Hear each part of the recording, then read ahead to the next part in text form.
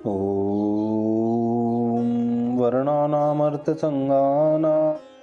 रसानां छन्दसामपि मङ्गलानां च कर्तारो वन्दे वाणी विनायको। नारायणं नमस्कृत्य नरं चैव नरोत्तमं देवीं सरस्वतीं व्यासं ततो जयमुदीरयेत्। गुरुर्ब्रह्मा गुरुर्विष्णु गुरुर्देवो महेश्वर गुरुर्साक्षात् परब्रह्म तस्मै श्री गुरुवे नमः। बोलिए सियावर रामचंद्र भगवान की जय, राधावर कृष्ण कन्हैया लाल भगवान की जय, उमा महेश्वर भगवान की जय, गायत्री ब्रह्मदेव भगवान की जय, सदगुरुदेव भगवान की जय, माता पिता गुरुदेव की जय, समस्त संतगण भगवान की जय, समस्त भक्तगण भगवान की जय। ओम नमः पार्वती पतये, हर हर महादेव। तो मित्रों और आप सभी श्रीमद् भागवत कथा के श्रेष्ठ रसिक जनों, श्रोतागणों, अब तक हमने श्रीमद् भागवत कथा की कथा को नियमित रूप से क्रमबद्ध रूप से श्रवण किया है, कीर्तन किया है, मनन किया है, भजन किया है। अब हम उसी क्रम में श्रीमद् भागवत कथा के 10वें स्कंद के 69वें अध्याय की ओर कथा को अग्रसर करते हैं। आप सभी श्रेष्ठ श्रोतागण रसिक जन भगवान श्री राधा वल्लभ कृष्ण कन्हैया लाल के श्री चरणों में दृढ़ भक्ति रखते हुए कथा का श्रवण करें, कीर्तन करें, मनन करें, भजन करें। बोलिए राधावर कृष्ण कन्हैया लाल भगवान की जय। तो कहते हैं 69वें देख कर घर घर कृष्ण विहार, अति विस्मित भय देव ऋषि पुनि सब मिटो विकार, पुनि सब मिटो विकार। श्री सुखदेव जी बोले कि हे पांडुनंदन परीक्षित, नरकासुर का वध कर अकेले भगवान ने बहुत स्त्रियों के साथ विवाह किया। यह बात सुन देखने की इच्छा से देव ऋषि नारद जी द्वारकापुरी में आए। नारद जी विचार करने लगे कि बड़ी आश्चर्य की बात है कि एक देह से एक संग अलग अलग घरों में 16 सहस्त्र स्त्रियों का श्री कृष्णचंद्र ने एक ही साथ पाणी ग्रहण किया। इस प्रकार उत्कंठा से नारद जी द्वारकापुरी में आए, जिस द्वारकापुरी में फूल फुलवारी और बाग में पक्षी तथा भौरों के झुंड गुंजार रहे थे। फूले हुए इंदिवर, अम्भोज, कलहार, कुमुद और उत्पलों से सरोवर व्याप्त थे। उनमें उच्च स्वर से हंस सारस बोल रहे थे। उनका शोर हो रहा था।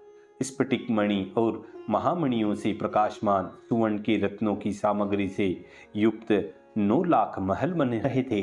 अलग अलग राजमार्ग और गली, कूचे, बाजार, शाला, सभा और देवता लोगों के मंदिर बन रहे थे। उनसे वह पूरी अत्यंत शोभायमान लगती थी। मार्ग, आंगन, गली और दहलियों में छिड़काव हो रहा था। छोटी छोटी पताका और बड़ी बड़ी ध्वजाओं के फहराने से वहां धूप नहीं आती थी। इस द्वारकापुरी में संपूर्ण लोकपालों से पूजित श्री कृष्णचंद्र के अंतःपुर की रचना में विश्वकर्मा ने अपनी संपूर्ण चतुराई दिखाई थी। इस प्रकार 16,000 महलों से शोभायमान अंतःपुर से श्री कृष्णचंद्र की रानी के एक भवन में देवर्षि नारद जी गए। वह भवन कैसा है? जहां मूंगों के खंभ लग रहे थे और वेदल्यू मणियों के फलकोतम अर्थात खम धरने की चौकियां बन रही थी। इंद्र नीलमणियों की भीतें और अत्यंत शोभायमान नीलमणि की भूमि बन रही थी। मोतियों की झालर जिनमें लगी हुई है, ऐसे विश्वकर्मा के बनाए चंदोवे से वह भवन अधिक शोभायमान था। मणियों से शोभायमान हाथी दांत की चौकी और पलंग बिछ रहे थे। उनकी अलग ही शोभा हो रही थी। दुखदुखी कंठ में पहने सुंदर वस्त्रधारे दासियों से शोभायमान जामा, पगड़ी, रत्नों के दीपकों की पंक्ति लग रही थी। उनके प्रकाश से उस भवन में अंधकार नहीं था और घरों के भीतर अगर की धूप का धुआं जाली झरोखों में होकर निकल रहा था। उसे देख बादल आए जानकर मोर शब्द करके भवन के चित्र विचित्र छज्जों के ऊपर नृत्य कर रहे थे। उस महल में रूप, गुण, अवस्था में अपनी समान गहना पहने सहस्त्र दासियों की संग सदा सुवर्ण की दंडिका, चवर, पंखा लिए हुए रुक्मिणी यादवपति श्री कृष्ण के ऊपर चवर कर रही थी। इस प्रकार नारद जी ने भगवान श्री कृष्ण चंद्र का दर्शन किया। सब धर्म के जानने वालों में श्रेष्ठ भगवान श्री कृष्ण चंद्र ने नारद जी को देखकर पलंग पर से शीघ्र उठकर किरीट युक्त शोभायमान सिर से चरणों में नमस्कार करके हाथ जोड़ उन्हें अपने आसन पर बिठाया। जगत के अतिशय गुरु साधुओं के रक्षक श्री कृष्ण चंद्र ने देवर्षि नारद जी की चरण धोकर चरणामृत अपने मस्तक पर चढ़ाया। जिन श्री कृष्ण का चरणोदक गंगा सबको पवित्र करती हैं, उसमें ब्रह्मण्य देव यह गुणयुक्त नाम ज्यों का त्यों बनता है। नर की सखा ऋषियों के श्रेष्ठ नारायण नारद जी का शास्त्रोक्त विधि पूर्वक पूजन कर अमृत के तुल्य प्रमाणीभूत मधुर वाणी से कहने लगे कि हे नारद जी, आपके आने से बड़ा ही मंगल हुआ। हे समर्थ भगवान, हम तुम्हारा क्या पूजन करें? यह भगवान कहने लगे। तब नारद जी बोले कि हे समर्थ भगवान, हे उरुगाय, आप सब जीवों से मित्रता रखते हो और दुष्टों को दंड देते हो। यह आप में कुछ आश्चर्य नहीं है, क्योंकि जगत की स्थिति और रक्षा सहित कल्याण करने के लिए अपनी इच्छानुसार अवतार लेते हो। यह मैं भली भांति जानता हूँ कि दुष्टों को दंड और साधुओं का सत्कार करना यही आपका मुख्य कार्य है।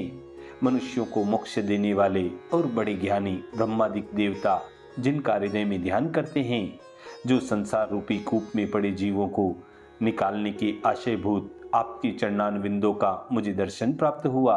अब ऐसी कृपा करो कि मुझे सदा आपका स्मरण बना रहे और आपके चरणारविंदों का ध्यान करता हुआ सुख से विचरूं। हे राजा परीक्षित, इस प्रकार कहकर नारद जी योगेश्वर श्री कृष्ण चंद्र की योग माया जानने के लिए श्री कृष्ण चंद्र की ओर रानियों के महल में गए।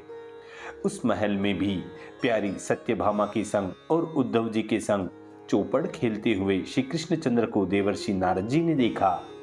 इनको देखते ही श्री कृष्ण चंद्र परम भक्ति पूर्वक उठकर आसन बिछाकर और अधर्य देकर पूजन करने लगे। आप कब आए? इस प्रकार अज्ञानियों के समान श्री भगवान नारद जी से पुनः पूछने लगे। पूर्ण स्वरूप आपका हम अपूर्ण क्या पूजन करें? हे ब्राह्मण, हम पूर्ण नहीं हैं, परंतु तो भी हमसे कुछ आज्ञा करके हमारा जन्म सार्थक करो।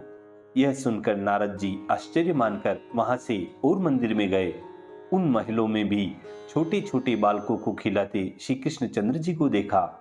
इसके उपरांत और महलों में आकर देखा तो स्नान का उपाय कर रहे हैं। किसी महल में श्री कृष्ण चंद्र जी अग्निहोत्र कर रहे हैं, किसी में पंच यज्ञ कर रहे हैं और किसी महल में ब्राह्मणों को भोजन जिमाकर उनका बचा हुआ प्रसाद आप भोजन कर रहे हैं। इस प्रकार श्री कृष्ण चंद्र का उन नारद जी ने दर्शन किया। किसी महल में संध्या कर रहे हैं, किसी में मौन होकर गायत्री का जप कर रहे हैं, एक महल में ढाल तलवार लेकर फिर रहे हैं। इस प्रकार श्री कृष्ण चंद्र का दर्शन हुआ।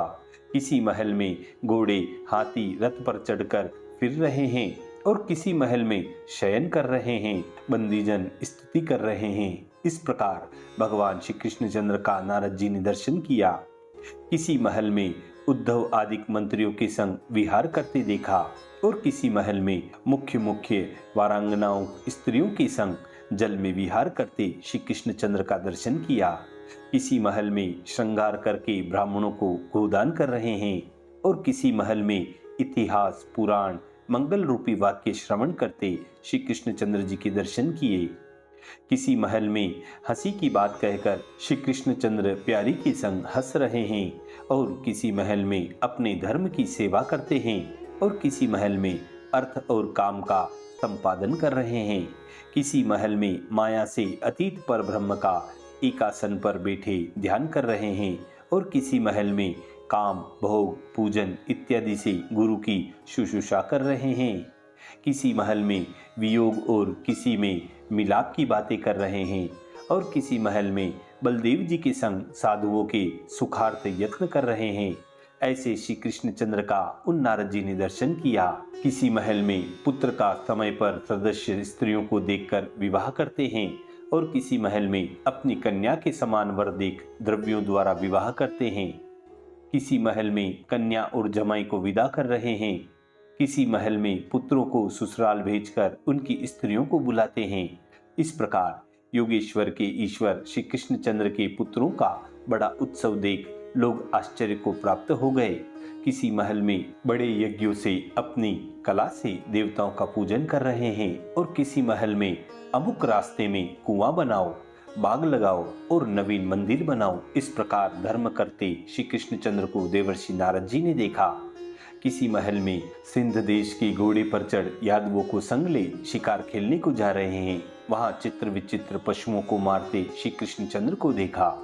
किसी महल में अपना रूप छिपाकर अंतःपुर के भीतर गृहादि में प्रजा का अभिप्राय जानने के लिए विचरते योगेश्वर श्री कृष्णचंद्र को देखा। इस प्रकार मनुष्य देह को प्राप्त हुआ श्री कृष्णचंद्र की योग माया का वैभव देख संपूर्ण लीला देखने के उपरांत नारद जी हंसकर कहने लगे कि हे योगेश्वर, आपके चरणारविंदों की सेवा करके मेरे मन में प्रकाशमान आपकी योग माया ही केवल हम जानते हैं और आपका सत्य रूप नहीं जानते। हे देव, आपके यश से व्याप्त लोकों में सब लोकों में पवित्र करने वाली आपकी लीला में गाता फिरूं, यह आज्ञा आप मुझे दें। इस प्रकार नारद जी ने कहा। तब श्री भगवान बोले कि हे ब्राह्मण, मैं धर्म का कहने वाला हूँ और दूसरों को धर्म करता देखकर प्रशंसा करता हूँ। इस कारण सब लोगों को सिखाने के लिए मैं कर्म करता हूँ। इसलिए हे अंग, तुम अपने मन में खेद मत करो। श्री सुखदेव जी बोले कि हे नृपोत्तम परीक्षित, इस प्रकार गृहस्थ पुरुषों के पवित्र करने वाले श्रेष्ठ धर्म के कर्ता अकेले श्री कृष्णचंद्र को सब घरों में नारद जी ने देखा। अनंत पराक्रम श्री कृष्णचंद्र की योग माया का बड़ा उदय बारंबार देखकर लीला पूर्वक ही नारद जी को बड़ा आश्चर्य प्राप्त हुआ। इस प्रकार धर्म, अर्थ, काम, मोक्ष में श्रद्धा सहित मन लगाए श्री कृष्णचंद्र से भली प्रकार पूजित होकर नारद जी प्रसन्नता पूर्वक श्री कृष्णचंद्र को मन में स्मरण करते चले गए। हे राजन, हे परीक्षित, इस प्रकार मनुष्यों का मार्ग चलाने वाले सब जीवों का कल्याण करने के लिए अनेक मूर्ति धारण करने वाले श्री कृष्णचंद्र 16,000 श्रेष्ठ स्त्रियों के बीच में लाज भरी स्नेही की चितवन हसन इनसे सेवित होकर रमण करते थे। हे परीक्षित, विश्व की प्रलय और उत्पत्ति के कारण हरि भगवान के दूसरों को अगम्य साधारण कर्म इस संसार में जो पुरुष गाएं अथवा सुने या बढ़ाई करें, उन पुरुषों को मोक्ष देने वाले भगवान श्री कृष्णचंद्र की भक्ति प्राप्त होती है। इसी मधुर संवाद के साथ श्रीमद् भागवत कथा की 10वें स्कंद के नामेकोन सप्ततितमो अध्याय 69वें अध्याय की पूर्णता व समाप्ति होती है। बोलिए श्री कृष्ण कन्हैया लाल भगवान की जय।